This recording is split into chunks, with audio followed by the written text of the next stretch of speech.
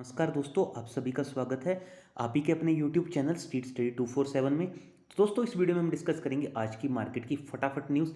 तो आप देख सकते हैं, सबसे पहले सेंसेक्स किस हिसाब से आज लास्ट मोमेंट में गिरा। Sensex falls 589 points.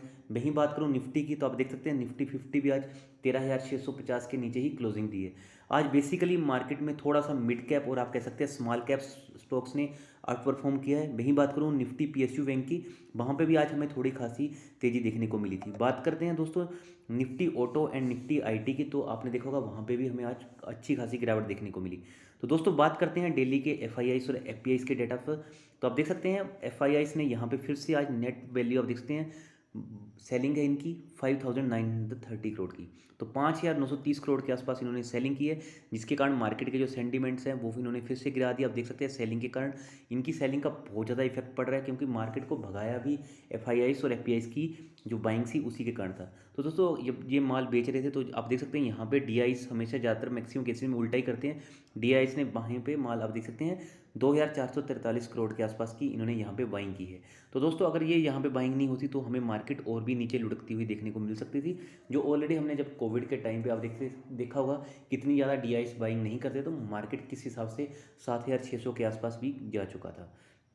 तो दोस्तों, अभी सबकी नज़र मेन बजट के ऊपर ही रहेगी। कोई बजट में अगर कोई बड़ी न्यूज़ नहीं आ जाती है या कुछ ऐसा टैक्स लिवाई नहीं हो जाता है, तो उसके ऊपर एफआईएस का बहुत ज़्यादा रुझान रहने वाला है।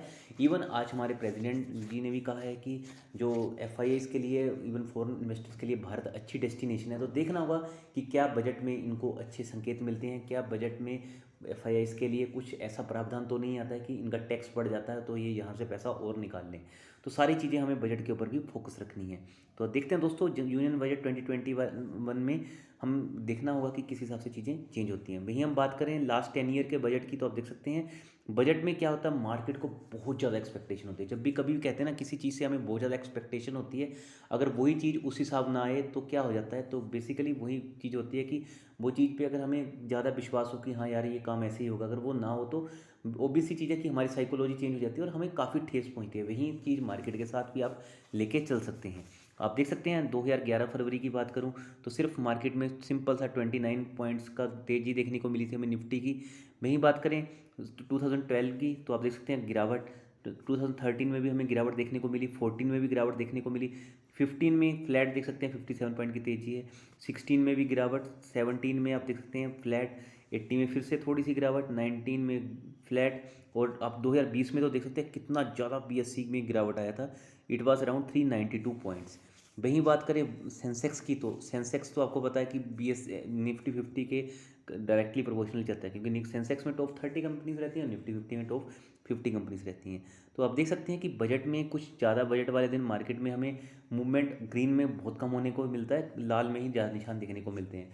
बट फिर भी आपको मैं यही कहना चाहता हूँ, ट्रेडिंग अवॉइड करनी चाहिए, क्योंकि दोनों तरफ स्टॉप लॉसेस हिट होने के चांसेस भी बढ़ जाते हैं जब ऐसी अनसर्टेनिटी रहती है। AstraZeneca hopes for Japan's approval of कोविड-19 vaccine as soon as mid Feb. तो एस्ट्राजेनेका को यहाँ पे उम्मीद है कि जो कोविड-19 वैक्सीन है इनकी जापान में भी मिड फेब तक एप्लीकेबल हो जाएगी।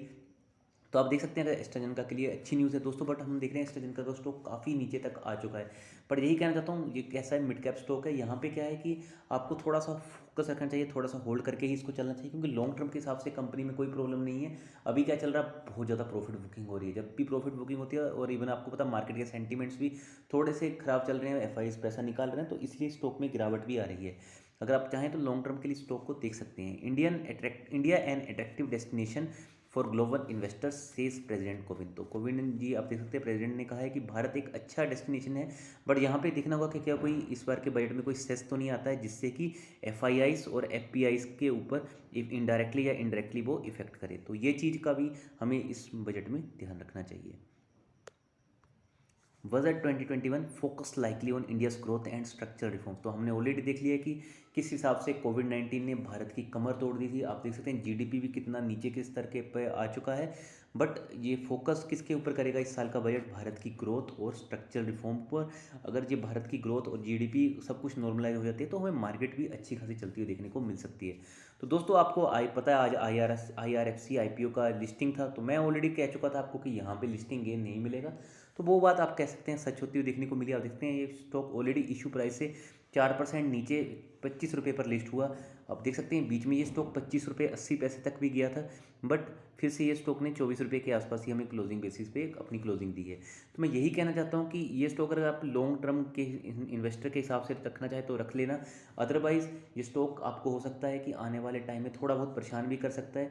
बट अगर आप इसको लॉन्ग टर्म होल्ड करते हैं तो मेरे को लगता है कि आपको यहाँ पे लॉस में नहीं ही बेचना चाहिए, क्योंकि सरकारी कंपनी IRFC, और ऊपर से क्या है कि इंडियन रेलवे की आपको तब बहुत ज़्यादा पकड़ रहती है। तो ये पहला इनका ये IPO है IRFC की तरफ से जो हमें आता हुआ देखने को मिला है। इसके अलावा आप देख सकते हैं रेलटेल का IPO भी जल्दी ही आने वाला है।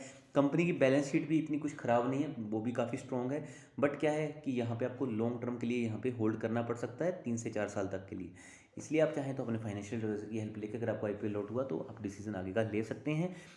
तो आप देख सकते हैं नेक्स्ट न्यूज़ है ये टाटा स्टील से रिलेटेड थोड़ी सी नेगेटिव न्यूज़ है। आप देख सकते हैं setback for Tata Steel talks with SSAB to sell Dutch unit collapse. तो आप देख सकते हैं it is a setback to Tata Steel its deal to sell Dutch unit to Sweden's SSAB may have come unstuck. तो यहाँ पे इनकी ये डील सक्सेसफुल नहीं हुई है, जो इनको बेसिकली स्वीडन मतलब कि जो कि सेल करना था डच यूनिट को टू स्वीडन की कंपनी में।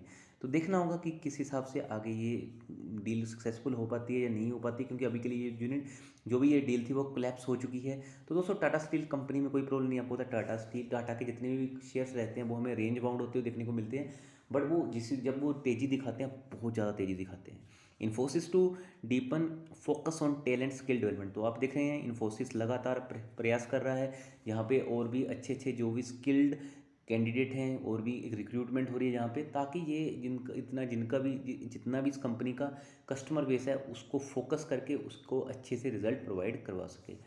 Doctor Reddy's labs share close over 5% lower after Q3 profit miss estimate. तो यहाँ पे आपको पता मार्केट को जब भी कभी कोई वो चीज़ पसंद नहीं होती है, क्या चीज़ पसंद नहीं होती है कि एक अनसर्टेनिटी आ जाए, या दूसरी चीज़ है कि वो बीट कर दे स्ट्रीट एस्टीमेट को। यहाँ पे जो स्ट्रीट एस्टीमेट से अच्छे रिजल्ट नहीं आए Q3 के डॉक्टर रेड्डी के, जिसके कारण हमें स्टॉक में गिरावट देखने को मिली।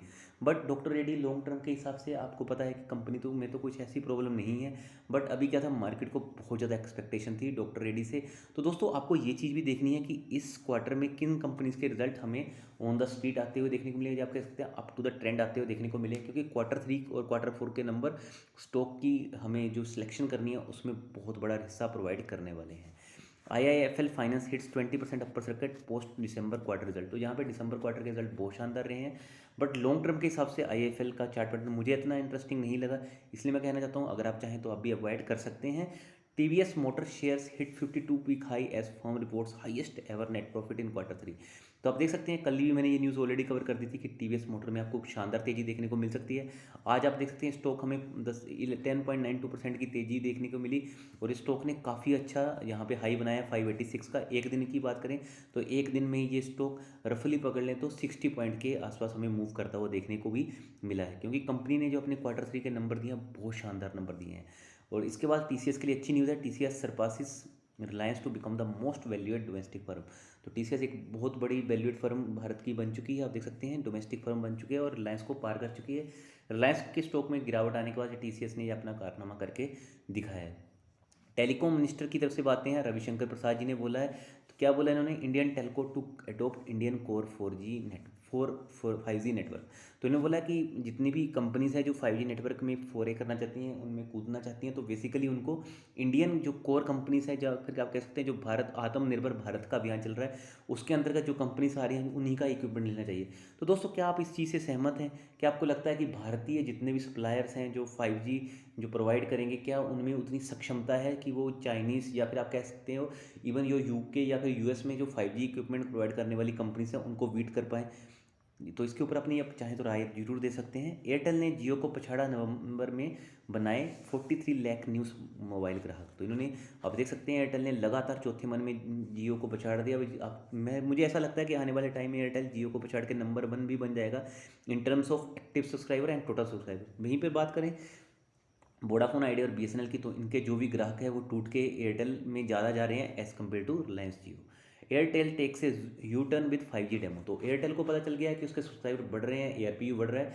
तो कल के दिन हमने देखा था कि एयरटेल ने यू टर्न लिया 5G के मैटर में। इससे पहले सुनील भक्ति मित्तल ने बोला था कि हमारा अभी कोई प्लान नहीं है, बट कल इन्होंने इसको ऑफिशियली लॉन्च भी कर दिया हैदराबाद। आप देख सकते हैं Airtel on Thursday introduce what it calls the countries first 5G service over A commercial network. तो इन्होंने बेसिकली जो बैंड यूज़ किया यहाँ पे 1800 मेगाहर्ट्ज़ का to provide 5G through the non stand alone network technology.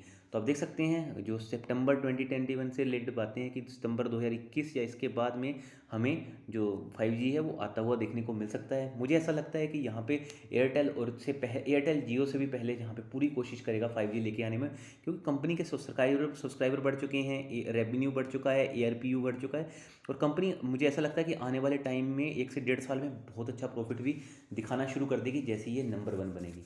बाकी बातें जो भी रहेंगी हम डिस्कस करते रहेंगे। तो चलिए दोस्तों, थैंक यू सो मच। इस वीडियो में इतना ही था, बहुत जल्दी मिलते हैं नेक्स्ट वीडियो के साथ। लाइक जरूर कर देना और अपने दोस्तों के साथ शेयर कर देना। So thank you so much.